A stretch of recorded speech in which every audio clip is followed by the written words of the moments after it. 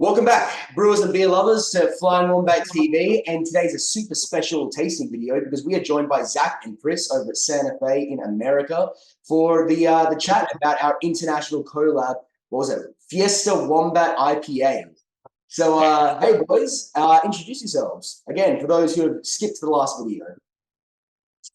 Hi guys, I'm Zach from Santa Fe, New Mexico.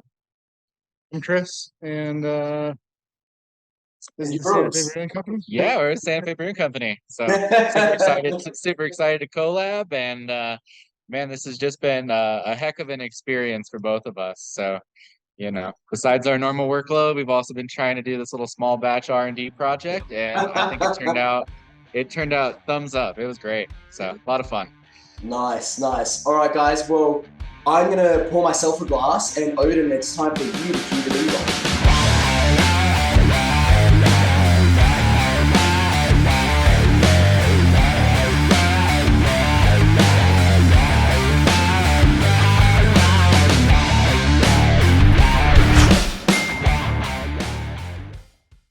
Boys, what do you think? Being the actual Americans in this chat and having tasted real American IPAs fresh from the source, how does this one stack up for you guys?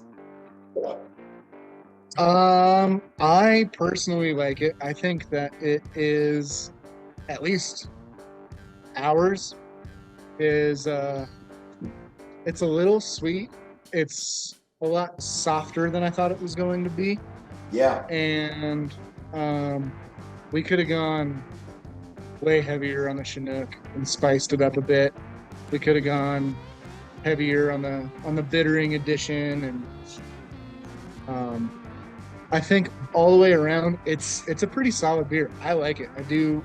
I can drink it relatively easily.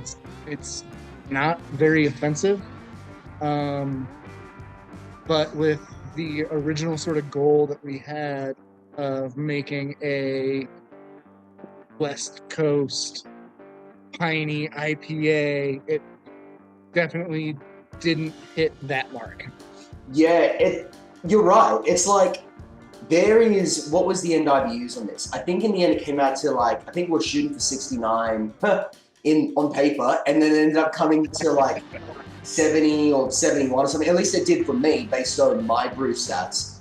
It does not drink that way, at all. It does not. Nowhere near that level of theoretical bitterness. The perceived bitterness is just almost half. Yeah. Kind of the kind of velvety mouthfeel with just not as spicy as I think we were trying to aim for in our original video, that we really talked about making a robust hit you in the face West Coast IPA. But I'll admit I'm not the IPA drinker here. I love it, and at that point, we had a couple pictures we needed to take early in the morning, so we ended up drinking those pints, and it became great. It was a good breakfast beer too. You're doing God's work. We were, trying to get our day started at around 6:30 and taking pictures, going, well, can't waste it. Yeah. No, I make sure when I do my my photos for our thumbnails and stuff that I am doing that on a weekend, because I just know I'm not going to be productive after that. Sometimes you're trying to get the perfect shot. You spend an hour taking photos and you've had 4 refills by then, and at the beginning you're like, I have not had breakfast yet. Well, yeah, I've had a couple of these for breakfast, and it's just solid. So yeah. With that, if I was drinking this, I would kind of call it, for lack of better words, a West Coast IPA. It's kind of part. Can't chase this boat. Sort of. Hello, bros. It's kind of part. Those are our bosses. Oh, bosses. working hard on the job. It's an odd one. I don't think I've ever looked at a hop profile like this and then drank and expected what this tastes like. It's malty and sweet still, and it's got a pretty good balance of everything, but it's just odd. It was definitely not what I was expecting when we wrote it down on paper. And then the other thing that surprised me was how dark it was. Yeah, it's dark. It is. Oh yeah, we haven't even spoken about white. Yeah, that dark. I think we because we were happy to see that yours reflected the end product of ours. To see that when we showed us that photo, you're like, okay, hey, Yeah, we did it. It is dark. It wasn't just a one-off that all of a sudden we went, oh my god, what did we do?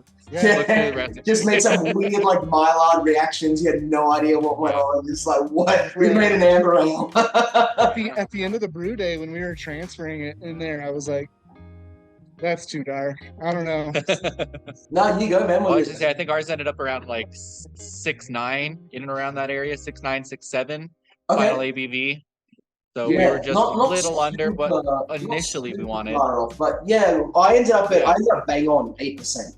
So mine is punching a little more heft, I think, than yours. Yeah. For like I tried to get him over here today to join the tasting with you guys, but he's got work. I'm not wearing my watch. He's got work in an hour, and he was like, "Yeah, probably can't be punching 8%ers right before going to work." I'm like, It's 7:30 a.m. as of filming right now for us, and I'm having a great time. I feel like we should start days like this more. It's just the wrong attitude. I can't be drinking before I go to work. Yeah, not with that attitude. Like, I can do it. Be all right. Hey, we did it. You could do it too. But I was curious if you were going to make this again.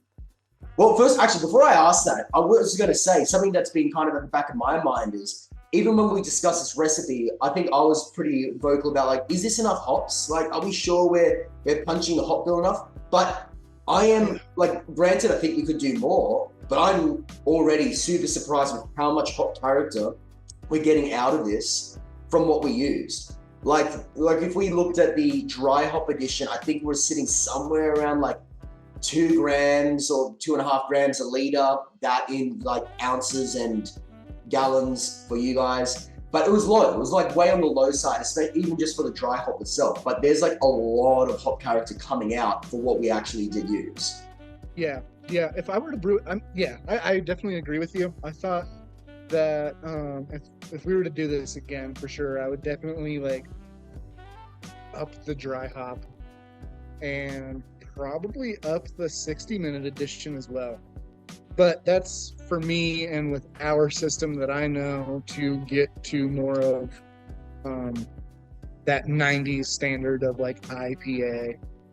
I kind of agree though, to be honest. Like, I've never done such a heavy such a heavy early edition before. I don't think I've ever shot a beer above 60 IBUs, maybe 65, an absolute push. So I was kind of thinking, man, we're going 69 here, and then ended up like 70, 71 or whatever it did.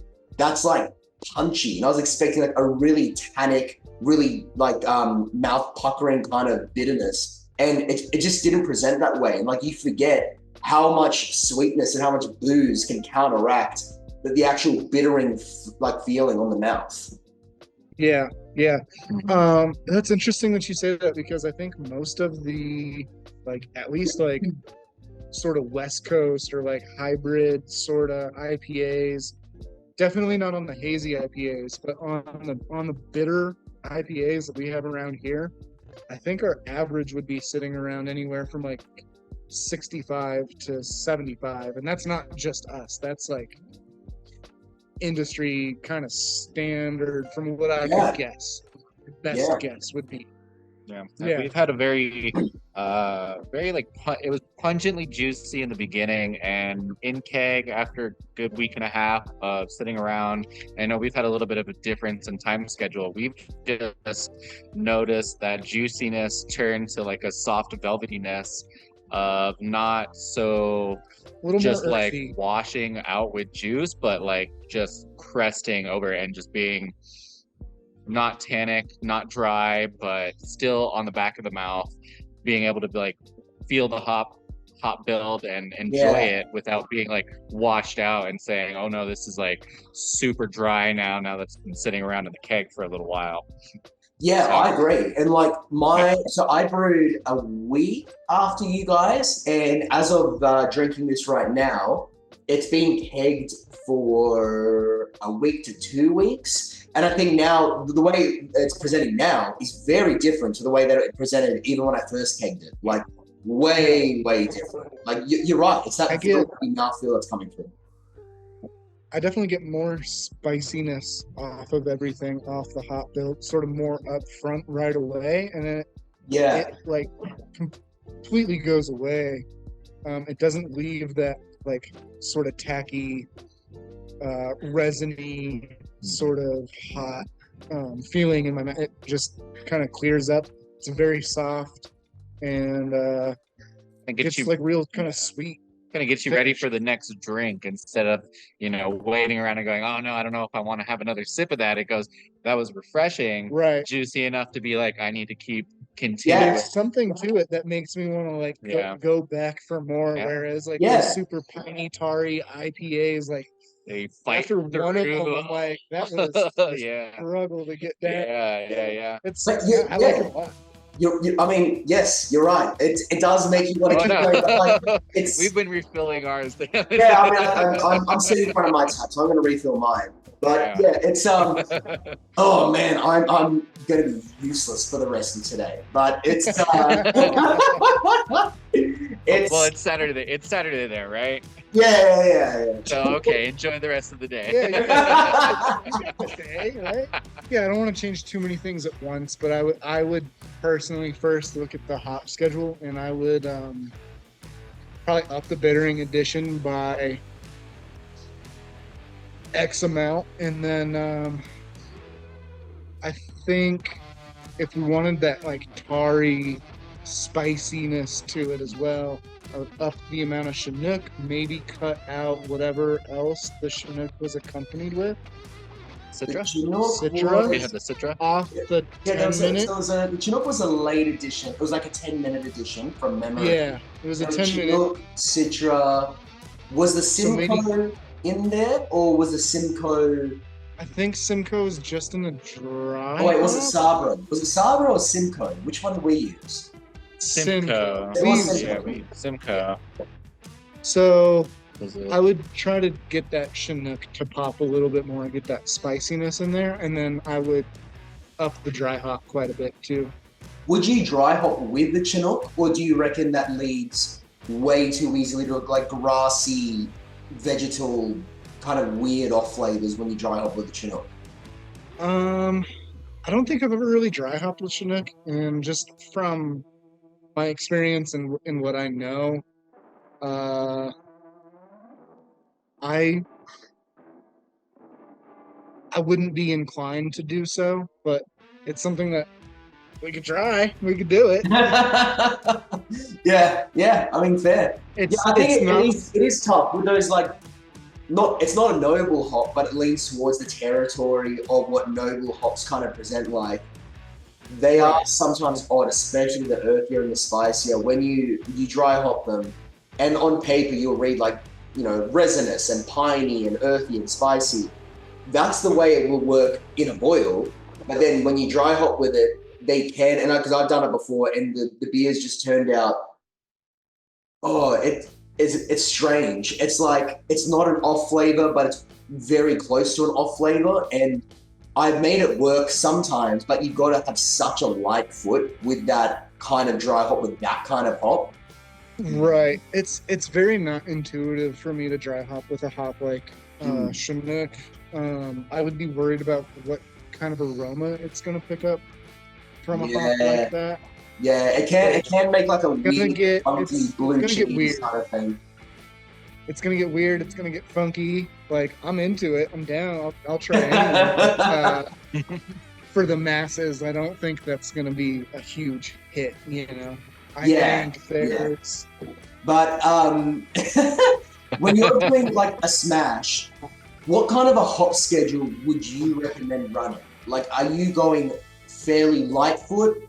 Are you doing a dry hop? And if you are, how do you do it if you want to understand the hop character? It depends on the style for a dry hop. But I would probably do like a 60-20 in a whirlpool. And then if it was an IPA, I would dry hop it. If it was anything else, I would probably leave it alone. But with that, I might go a little bit more heavy-handed on my Whirlpool edition. Yeah, no, that makes sense. That makes sense. What beer would be next? I mean, I've had fun with this. I don't know about you guys, but if you did want to do another one of these, what beer would you want to do next time? And it doesn't have to be IPA. It could be whatever the hell you guys would want to brew. What jumps out at you? Chris has an idea. I would be super interested in that light stout. Yeah? Because I've only ever had one time, and I know nothing about it. I don't even know how that is made or anything like that, so it'd be cool to learn about. It'd be cool to read about, and I could do that at any point. I just haven't. Yeah, like a white stout would be pretty cool. I think it would be. At least for us in this setting and getting people to taste it, it would lean more towards the novelty. Yeah, and sure. When something is a novelty, it doesn't have to be good. It just Yeah, it just needs to be a novelty. That's the great part about like doing a YouTube channel is I can just say all of these are like amazing. They're 10 for 10. They're phenomenal. I actually hate this right now, but you know, we can hear that. And there you have it, guys. This beer was an absolute success. I can't wait to do more of these kinds of collab videos in the future with other pro brewers, with Zach and Chris, and with any of you that want to get directly involved with us. And if you do want to see the full unedited conversation that we had in this brew chat, you can find it in our Patreon link down below. But for all of those of you that are still with us right now and have watched along this whole 3-part journey, I just want to say a massive thank you. It means a lot that you guys stay to watch this deep into the video. It really makes it all so worth it for us. So until next time, guys, cheers, and we'll catch you later. Keep on brewing.